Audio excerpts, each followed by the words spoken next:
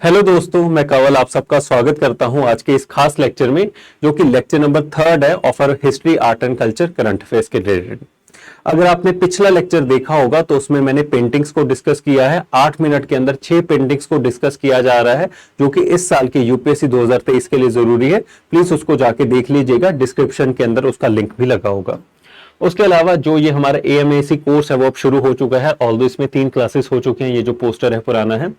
तो हर एक पोर्शन को, हर एक टॉपिक को starting from the ancient history till the culture part जो भी उसके साथ बनता है, उसका स्टोरी फॉर्म के अंदर पॉइंटर्स आपको बताए जाते हैं कि क्या रटने हैं, क्या छोड़ने हैं, किस हिसाब से पीवाईक्यूज पूछे गए हैं और कौन से पूछे जा सकते हैं। हर एक चीज को डिस्कस किया जाता है। मॉडर्न इंडियन हिस्ट्री हमने पूरी कंप्लीट कर ली है 11 लेक्चर्स के अंदर, कि क्या क्या रटना है, क्या छोड़ना है, क्या कहानी है सारी। उसी हिसाब से जो मोड ऑफ डिलीवरी है एएमएसी के अंदर यही है। अगर आप फीडबैक को जाके चेकआउट करेंगे तो बहुत ज्यादा अच्छा आ रहा है। तो उसी के साथ अगर आप चाहते हैं हिस्ट्री को अपना स्ट्रॉन्गेस्ट पॉइंट बनाना या फिर हिस्ट्री को इस तरह से रिवाइज करना चाहते हैं, तो आप इस कोर्स को चेकआउट कर सकते हैं। मैं वादा करता हूं आपसे कि आप काफी ज्यादा खुश होंगे क्वालिटी के साथ और कंटेंट के साथ, क्योंकि डिलीवरी मेरे द्वारा अपना 100% जितना मेरा जोर है वो लगा के की जा रही है। तो उसके अलावा अगर हम बात करें, लास्ट लेक्चर में हमने पेंटिंग्स के बारे में डिस्कस कर लिया था। उसके अलावा जितनी भी चीजें प्राइम मिनिस्टर के द्वारा G20 मीटिंग में दी गई हैं एज अ गिफ्ट, उसके बारे में एक बार देखते हैं। तो सबसे पहले है पतन पतोला। ये एक तरह का कपड़ा होता है जो कि गुजरात स्टेट में बनाया जाता है। किस कपड़े के अंदर, किस चीज को यूज करके? सिल्क को यूज करके। एक तो सबसे पहला पॉइंट आपने ये ध्यान में रखना है। उसके अलावा ये किससे इंस्पायर्ड है? ये रानी की वाव, जो हमारा स्टेप वेल है। अब ये जो रानी की वाव है ये खुद में ही काफी बार न्यूज में रहता है, तो ये भी आपको ध्यान में रखना है। और तीसरे नंबर के ऊपर इसका जो प्रोसेस है वो क्या है? वो है नॉट डाइंग, कि गांठ बांध के इसको डाई किया जाता है, जिसकी वजह से इसमें डिफरेंशियल हमारे कलर्स आते हैं, बहुत ही सुंदर कलर्स आते हैं। और इसी वजह से इसको भी क्या कहा जाता है? बंधानी। तो यही सिर्फ 3 पॉइंट्स है जो कि आपको ध्यान में रखने हैं। उसके अलावा जो एक खास पॉइंट है जो कि आप भूल ही नहीं सकते, वो है जीआई टैग, कि इसको जीआई टैग भी मिला हुआ है। तो कल को आ जाए which of the following objects have been given a GI tag by the government of India, तो ये चीज आपको ध्यान में रखनी है। तो जो 4 पॉइंट्स मैंने स्क्रीन के ऊपर लिखे वही यहां पर लिखे हुए थे, उसके अलावा आपको करने की जरूरत नहीं है। उसके अलावा अगर हम किन्नौरी शॉल की बात करें, ये भी प्राइम मिनिस्टर के द्वारा गिफ्ट में दिया गया था। हिमाचल प्रदेश में बहुत ज्यादा फेमस शॉल्स हैं, वहां का जो एरिया है वहां पर ये शॉल्स गिफ्ट की जाती है, वहां पर बनाई जाती हैं।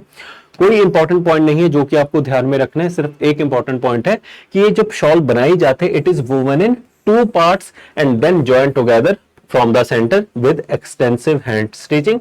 अगर कल को आ जाए कि क्या ये एक ही पार्ट में बनाई जाती है, तो वो गलत होगा। 2 हिस्सों में बनाई जाती है और बाद में उनको जोड़ा जाता है by extensive hand stitching. And इसको भी जीआई टैग मिला हुआ है 2000 सन में। सिर्फ ये 2 पॉइंट्स आपको ध्यान में रखने हैं। सबसे पहले हिमाचल प्रदेश के साथ स्टिचिंग का प्रोसेस एंड जीआई टैग। फिर हम बात करें रंग स्वाधीनता। अब ये जो रंग स्वाधीनता है, it is a type of festival जो कि संगीत नाटक अकेडमी के द्वारा ऑर्गेनाइज किया जा रहा है। किन के लिए? किन लोगों के लिए? For the freedom fighters. ये दोनों पॉइंट्स आपको ध्यान में रखने हैं। अब आइए, इनमें जितने भी प्लेज हुए हैं वो क्या हैं और किस स्टेट को बिलोंग करते हैं, वो चीजें आपको ध्यान में रखनी है। उसके अलावा जितने भी इंफॉर्मेशन आप छोड़ के जाओगे वो इंपॉर्टेंट नहीं है। सबसे पहले है पांडवों का कड़ा। ये जो पांडवों का कड़ा है, this is a 17th century Mewat का प्ले है, centered around the episodes from Mahabharata and narration of Maharana Pratap's valour in battlefield. सबसे पहले आपको यह ध्यान में रखना है, थोड़ा रट्टा मारने वाला काम है, पर अगर 1 या 2 बार पढ़ोगे तो आपको चीजें ध्यान में हो जाएंगी। देन वी हैव ओगू कथा। ये जो ओगू कथा है, this is a folk theatre form of किस जगह का? Telugu speaking regions. Then we have Dhadi singing. जो थाडी सिंगिंग है वो पंजाब का एक फेमस फॉर्म है, जो कि 6th गुरु हरगोबिंद सिंह जी के द्वारा शुरू किया गया था। आपको सिर्फ स्टेट याद रखनी है कि सिंगिंग की फॉर्म है पंजाब के अंदर। Then we have Powada, which is a traditional style of singing ballads popular in Maharashtra. And last में है Dastangoi, which is a Persian tradition story telling. तो 5 हमारे पास ये स्टोरी की फॉर्म है, या फिर 5 हमारे पास ये इंपॉर्टेंट प्लेस हैं जो कि इस टाइम के अंदर किए गए थे। ये सारे आपको ध्यान में रखने हैं। ये कल को आपको ऐसे ही पूछे जा सकते हैं, या तो इस तरह से पूछे जाएंगे कि किस स्टेट को ये बिलोंग करते हैं, या ऐसा आपको पूछे जा सकते हैं कि इस फेस्टिवल के दौरान ये क्या क्या हुए थे। तो ये सारे आपके इंपॉर्टेंट बन जाएंगे। उसके अलावा है 17th शुमांग लीला फेस्टिवल। कहां पर ये हुआ है? एक तो सबसे पहले आपने ये याद रखना है, मणिपुर स्टेट के अंदर ये फेस्टिवल हो रहा है। तो यहां पर अगर इस फेस्टिवल की बात करें, ये 50th है, ये ऐसी कोई इंफॉर्मेशन आपको ध्यान में नहीं रखनी। Shumang Leela is a courtyard play, Manipuri theatrical art form developed in the 19th से 20th सेंचुरी के अंदर। अगर हम ओवरऑल बात करें, इट इज डिसेंडेड फ्रॉम लाए हरोबा which was a ritual of the Meitei community. तो यहाँ पर ये जो कम्युनिटी का नाम है मेती कम्युनिटी, ये अब से आपको ध्यान में होना चाहिए कि किस स्टेट को बिलोंग करता है। So the answer will be Manipur. ये चीज आपको ध्यान में रखनी है। उसके अलावा अगर हम बात करें इसके दौरान क्या किया जाता है, तो बेसिकली लोगों को जागरूक किया जाता है कि क्या आपके अधिकार है, क्या आपको करना चाहिए, ये सारी बातें हैं। तो ये ऑल्दो आपके पेपर में नहीं पूछी जाएंगी तो आप इसको स्किप आउट कर सकते हैं। इसमें जो एक खास बात रहती है वो ये है कि जितने भी मेन रोल्स हैं वो फीमेल्स के द्वारा प्ले किए जाते हैं और जितने भी फीमेल के रोल्स हैं वो मेन के द्वारा प्ले किए जाते हैं इस शुमांग लीला फेस्टिवल के दौरान। तो सिर्फ 2 पॉइंट्स आपको ध्यान में रखने हैं। सबसे पहले तो किस स्टेट में ये हो रहा है, मणिपुर स्टेट के अंदर हो रहा है, और उसके अलावा जो दूसरा पॉइंट है वो है जो मेल और फीमेल का जो रोल है या फिर कैरेक्टर है वो इंटरचेंज किया जाता है। सिर्फ ये 2 पॉइंट आपको ध्यान में रखने हैं। उसके अलावा पाम लीफ मैन्युस्क्रिप्ट, तो पहला हमारे इंडिया में ऐसा कोई म्यूजियम खोला जा रहा है जो कि पाम लीव्स की कलेक्शन को दिखाएगा। तो ये सिर्फ एक पॉइंट आपको ध्यान में रखना है, किस स्टेट के अंदर, केरला स्टेट के अंदर। उसके अलावा कुछ भी आपको ध्यान में नहीं रखना। तो ये 2 तरह के पाम लीव्स के बारे में बताया जा रहा है, पर वो आपके परव्यू से, यूपीएससी के परव्यू से बाहर है, इसकी डिटेल में जाने की जरूरत नहीं है। देन डोकरा आर्ट, डोकरा आर्ट एक special form of metal art है जो कि प्रैक्टिस की जाती है। तो इसके बारे में एक बार बात करते हैं। ये जो डोकरा है, this comes from the Dokra Damar tribes, वो are the traditional metal smiths of West Bengal. एक तो ये चीज आपको ध्यान में रखनी है कि ये जो डोकरा आर्ट है किस ट्राइब के नाम के ऊपर बननी है, वेस्ट बंगाल की डोकरा दामर ट्राइब है। उसके अलावा अगर हम इस पूरे आर्ट फॉर्म की बात करें, ये झारखंड को आज के टाइम में ज्यादा रिप्रेजेंट करती है, ना कि वेस्ट बंगाल को। तो ये भी चीज ध्यान में रखना। So 2 places are famous in West Bengal for Dokra work, Bikana in Bankura and Dariyapur in Bardhaman. पर झारखंड की अगर कल को बात आ जाए that it is a traditional art of Jharkhand, तो वो भी सही होगा। तो दोनों स्टेट्स का नाम ध्यान में रखना। Dokra is a metal casted art that uses ancient lost wax casting technique. जब आप हड़प्पन सिविलाइजेशन के बारे में पढ़ते हैं तो वहां पर भी जो ब्रॉन्ज आर्ट की जो बात करते हैं तो वो आर्ट टेक्निक इसी के अंदर बनाया जाता है। तो वहां से आपको ध्यान में रहेगा। देन महाकालेश्वर टेम्पल, ये जो टेम्पल है ये इंपॉर्टेंट क्यों है, क्योंकि शिव जी का ये टेम्पल है और उनके जो डेथ फॉर्म है उसको रिप्रेजेंट करता है, महाकालेश्वर को रिप्रेजेंट करता है। और काफी बार ये न्यूज में रहता है। एक बार के लिए सुन लीजिए कि क्या क्या चीजें इंपॉर्टेंट है, क्योंकि अभी इसमें यहां पर कॉरिडोर भी बनाया जा रहा है तो उस वजह से भी इंपॉर्टेंट हो जाएगा। लास्ट टाइम 2022 में सोमनाथ के ऊपर ये क्वेश्चन पूछा गया था, क्योंकि उस टाइम उसमें भी रिकंस्ट्रक्शन की गई थी, रेनोवेशन की गई थी। तो इस बार के लिए जो टेम्पल है बहुत ज्यादा इंपॉर्टेंट हो जाएगा। किस तरह से रेनोवेशन हुई है, क्या क्या हुआ है, वो आपको कुछ भी याद नहीं रखना। आपको सिर्फ इतना याद रखना है कि हाँ ऐसा कुछ यहाँ पर हुआ है। अगर महाकालेश्वर की बात करें तो शिव जी के form which is a Lord of time या फिर लॉर्ड शिवा के जो टाइम के फॉर्म है, महाकाल को रिप्रेजेंट करता है। सबसे पहला ये पॉइंट, किस रिवर के तट के ऊपर, किस रिवर के बैंक के ऊपर ये सिचुएटेड है। So it is situated on the Shipra bank river and it is the only jyotirlinga facing the south. ये सबसे इंपॉर्टेंट पॉइंट है जो कि आपको इसके बारे में पता होना चाहिए। 12 ज्योतिर्लिंगा हमारे देश के अंदर, मैं आशा करता हूं ये आपको पता होगा। बाकी जितने भी ज्योतिर्लिंगा है उनका जो फेस है वो दूसरी जगह है, पर इसका अगर हम फेस की बात करें, इट फेसेस द साउथ, क्योंकि माना जाता है कि जो डायरेक्शन है डेथ की वो साउथ की तरफ होती है। और ये जो पूरा टेम्पल है वो साउथ डेथ को रिप्रेजेंट करता है और इसी वजह से लोग यहां पर माथा टेकने जाते हैं ताकि उनकी अनटाइमली डेथ ना हो। And this is the only jyotirlinga facing the south. बहुत बार रिपीट कर दिया मैंने पॉइंट, आई होप अब तो आपको याद रहेगा। फिर हम बात करते हैं कि इस टेम्पल के बारे में कालिदासा के द्वारा in early part of the Meghadutam which is Purva Megha, उसके अंदर हमारे को रेफरेंस देखने को मिलता है। अब इसके डिटेल में आपको नहीं जाना है कि कौन सा ये प्ले है, इसमें क्या क्या लिखा गया है। सिर्फ आपको इतना याद होना चाहिए कि कालिदास जी का जो प्ले है मेघदत्ता, इसके अंदर महाकालेश्वर टेम्पल के बारे में हमारे को रेफरेंस देखने को मिलता है। तो मेरे को कमेंट सेक्शन के अंदर जल्दी से बता देना कि कालिदास जी के द्वारा कालिदास किस गुरु किस राजा के एज अ नवरत्न थे या फिर किस टाइम पीरियड के अंदर एग्जिस्ट किया करते थे, क्योंकि बहुत बार क्रोनोलॉजी का क्वेश्चन वहां पर पूछा जा सकता है। अब इसकी एक कहानी है कि इसको बहुत बार तोड़ा गया है, दोबारा से इसको रीबिल्ड किया गया है। तो सिर्फ एक पॉइंट यहां से ध्यान में रख लेना कि जब हम दिल्ली सल्तनत पढ़ते हैं, वहां पर मामलुक डायनेस्टी या फिर सिंधेव डायनेस्टी के बारे में पढ़ते हैं, तो जो दूसरा राजा आएगा कुतुबुद्दीन ऐबक के बाद इल्तुतमिश आता है वहां पर, तो उसके द्वारा इस पूरे टेम्पल को तोड़ा गया था। तो ये एक पॉइंट आपको ध्यान में रखना है। अगर आज के इस टेंपल की बात करें तो विद द टाइम उसको रिकंस्ट्रक्ट किया गया है। यहां पर हमारे को various type of temple architecture देखने को मिलता है, जैसे कि मराठा जनरल ने राणाजी शिंदे ने जब इसको बनाया था इन द 1734, तो मराठा आर्किटेक्चर देखने को मिलता है। उसके अंदर Bhumija, Chalukyan, Maratha styles of temple architecture are present in this Mahakaleshwar temple. Although ये पॉइंट आपको नहीं पूछा जाएगा, जितने मैंने वहां पर स्टार मार्क किए हैं उसी से आपका जो काम है वो चल जाएगा। ठीक है, तो इस अगर पूरे टेंपल की बात करें, इनिशियली उसको किसके द्वारा बनाया गया था, ऑल्दो ये डिबेटेड है, ये पक्का नहीं है कि इन्होंने ही इस टेंपल को बनाया था। पर अगर हम पहले रिकॉर्डेड इंसिडेंट की बात करें कि विद द टाइम क्योंकि ये तोड़ा गया बनाया गया, so first recorded incident, so this was first established by Prajapati ब्राह्मणा, वो बिलोंग टू द प्रयोदत डायनेस्टी। सिर्फ आपको इतना ही ध्यान में रखना है, इससे ज्यादा डिटेल में जाने की जरूरत नहीं है। सिर्फ प्रजापति ब्राह्मणा, और वो किस डायनेस्टी को बिलोंग करते थे, प्रद्योत डायनेस्टी। ऑल्दो ये क्योंकि डिबेटेड फैक्ट है, कंटेस्टेड फैक्ट है, तो ये नहीं पूछा जाएगा, इसी वजह से कह रहा हूं कि इसको छोड़ के चले जाना। उसके अलावा जो एक तरह से कमर्शियल अनाउंसमेंट, हमारी एडवर्टीजमेंट कि जो हमारे द्वारा 2024 में के लिए जितने भी बच्चे तैयारी कर रहे हैं, तो अगर आपको हमारा काम सारथी का काम अच्छा लगता है तो आप हमारे जो फाउंडेशन बैच है उसको चेकआउट कर सकते हैं। तो अगर आप इस पूरे बैच को ज्वाइन करना चाहते हैं तो आपको प्रीलिम्स प्लस मेंस दोनों तरह से यहाँ पर जो चीजें हैं करवाई जाएंगी, फुल फ्लेज जितना भी स्टैटिक पार्ट है अलॉन्ग विद द मेंस का जो रेलेवेंस है, आंसर राइटिंग वगैरह, प्रीलिम टेस्ट सीरीज आपको इसमें इंक्लूडेड मिलेगी। सो आत्मनिर्भर बैच का जो बैच 2 है वो लॉन्च होने जा रहा है, तो आप इसको चेकआउट कर सकते हैं। तो इसकी अगर पूरी कॉस्टिंग की बात करें, सो इट कॉस्ट अबाउट ₹17,000, और इसमें अगर आप 10% ऑफ चाहते हैं तो मेरा ये कोड लगा सकते हैं कवल10, मेरा भी फायदा हो जाएगा और उसके साथ आपको 10% डिस्काउंट भी मिल जाएगा ऑफ ₹1700। तो आइए अब आगे कंटिन्यू करते हैं। अगला जो इंपॉर्टेंट चीज है वो है अनंग ताल लेक।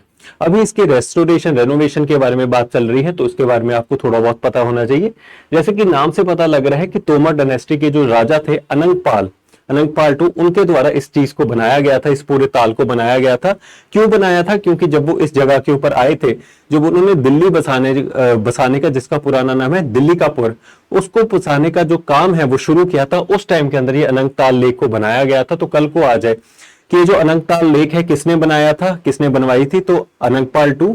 उसके अलावा वो किस डायनेस्टी को बिलोंग करते थे, तो उसका आंसर होगा तोमर डायनेस्टी। और जो अनंगपाल II है उसको उनके नाम के ऊपर जो एक इंपॉर्टेंट क्रेडिट है वो क्या है कि दिल्ली के फाउंडर उन्हीं को माना जाता है।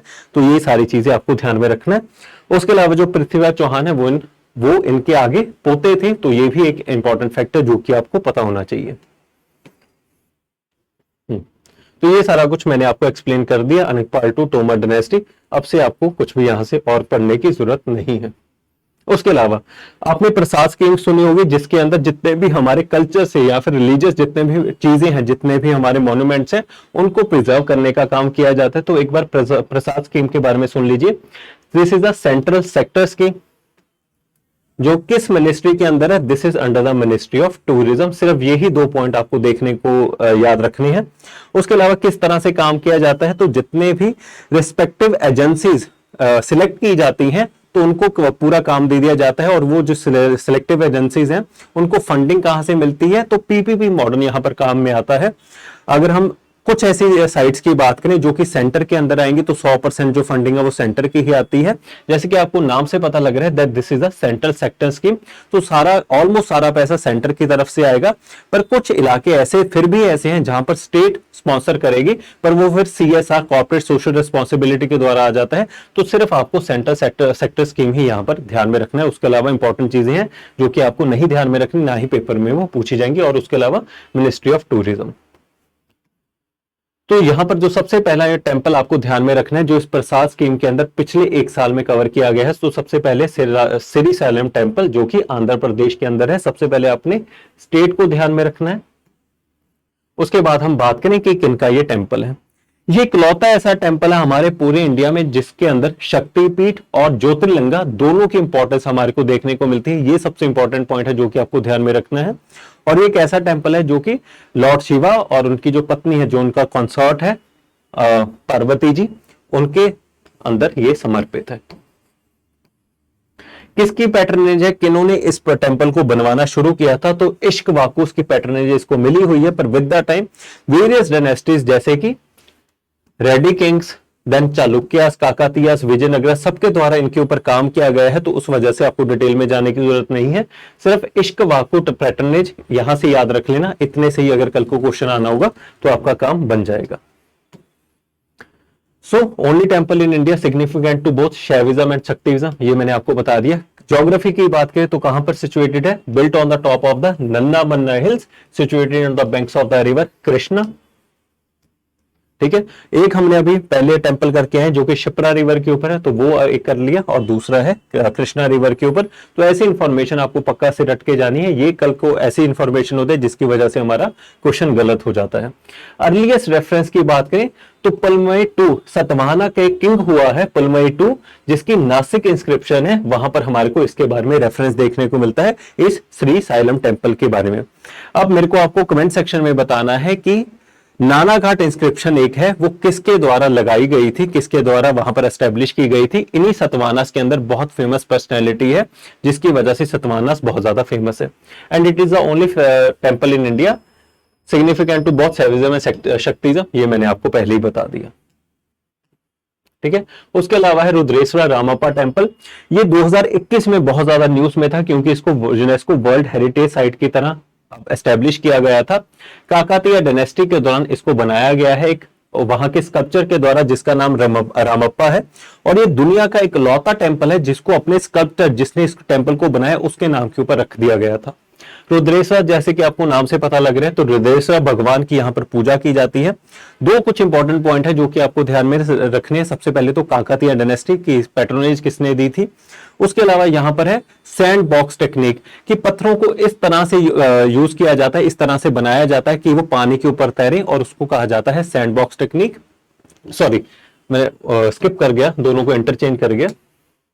एक तो है सैंड बॉक्स टेक्निक और दूसरा है फ्लोटिंग ब्रिक्स।